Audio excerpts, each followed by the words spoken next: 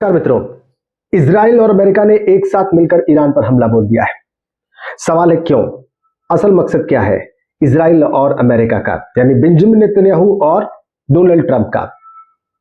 बिल्कुल साफ है, उनका असल मकसद ईरान की जो सत्ता है उसको बदल देना है। यानी कि अयातुल्लाह अली खामेनेई जो कि सुप्रीम लीडर है ईरान के, पिछले 47 सालों से उनको पदच्युत कर देना है, उनको उनके पद से हटा देना है और ईरान पर कंट्रोल कर लेना है। ईरान में अपने मतलब की, अपनी वाली, अपनी कठपुतली सत्ता को बैठा देना है।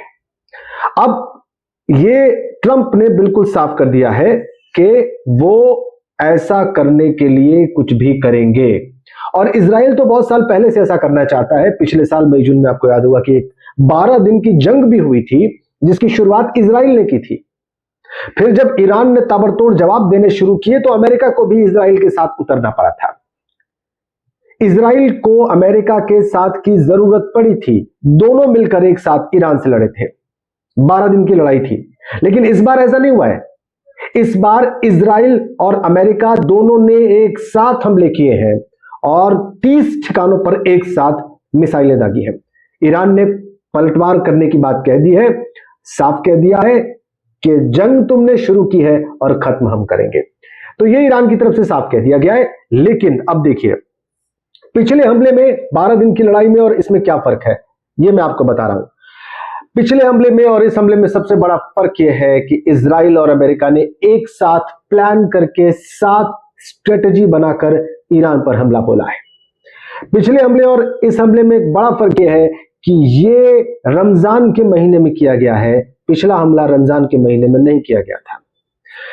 पिछले हमले और इस हमले में सबसे बड़ा फर्क यह है कि पिछले हमले के दौरान ईरान की जो एयर पावर थी, जो थोड़ी बहुत थी, उसको खत्म कर दिया गया था और अभी वो दोबारा डेवलप नहीं हो पाई कि फिर से इजराइल और अमेरिका दोनों ने साथ मिलकर 30 ठिकानों पर एक साथ हमले किए हैं। यह फर्क है। अब ट्रंप के असल इरादे क्या हैं? देखिए, ट्रंप के असल इरादे पूरी दुनिया धीरे धीरे समझने लगी है। वो रिसोर्स रिच, जहां पे साधन संपन्न जो देश है, जहां पे नेचुरल जो रिसोर्सेज हैं ढेर सारे हैं, उसको कंट्रोल करने में बहुत इंटरेस्टेड है। वेनेजुएला में उन्होंने यही किया। वहां के राष्ट्रपति मेडुरो को उनकी फौजों ने रात को उठा लिया, अमेरिका में आ गए और अब उसको वो अपने कंट्रोल में कर चुके हैं, और खासकर वहां के तेल के रिसोर्सेज को। ईरान भी एक ऑयल रिच और नेचुरल रिसोर्सेज रिच कंट्री है। यहां भी निश्चित रूप से सत्ता परिवर्तन के अलावे उनका सबसे बड़ा मकसद यह है कि एक ऐसी कठपुतली गवर्नमेंट बनाई जाए जो वहां के नेचुरल रिसोर्सेज को अमेरिका के हवाले कर दे, और ना भी करे तो अमेरिका उसका लाभ तो ले ही सके। अब ये एक सवाल है कि ये युद्ध कितना बड़ा, कितना लंबा, कितना भयावह हो सकता है।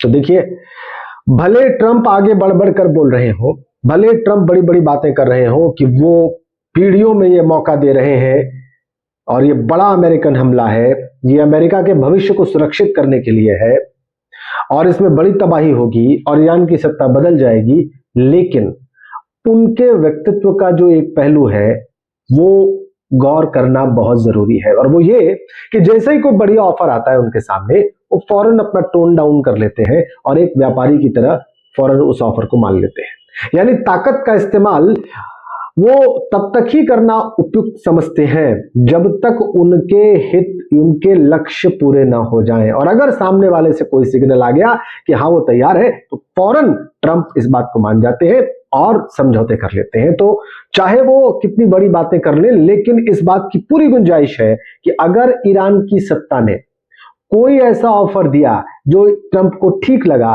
तो वो फौरन जंग बंद कर देंगे, चाहे इसके कहने में वो कितने भी आगे बढ़ चुके हो, चाहे इस लड़ाई को वो खुद कितना आगे बढ़ता रहे हो। ये है फिलहाल शुरुआती जो बात है, इसका क्रक्स अमेरिका और इजराइल के हमले का। दरअसल सार संक्षेप में ये बड़ा बड़ा मतलब मुझे समझ में आ रहा है जो मैंने आपके सामने रखा है। आप कमेंट करके बता सकते हैं, आप ये स्पष्ट कर सकते हैं कि आप इन निष्कर्षों से कितने सहमत हैं, कितना इत्तेफाक रखते हैं, कितने मुतमईन हैं और कितने नहीं हैं। लेकिन अगर ये युद्ध लंबा खिंचता है तो दोस्तों ये बहुत भयावह होगा। न सिर्फ मिडिल ईस्ट के लिए बल्कि पूरे एशिया के लिए और हो सकता है पूरी दुनिया के लिए भी।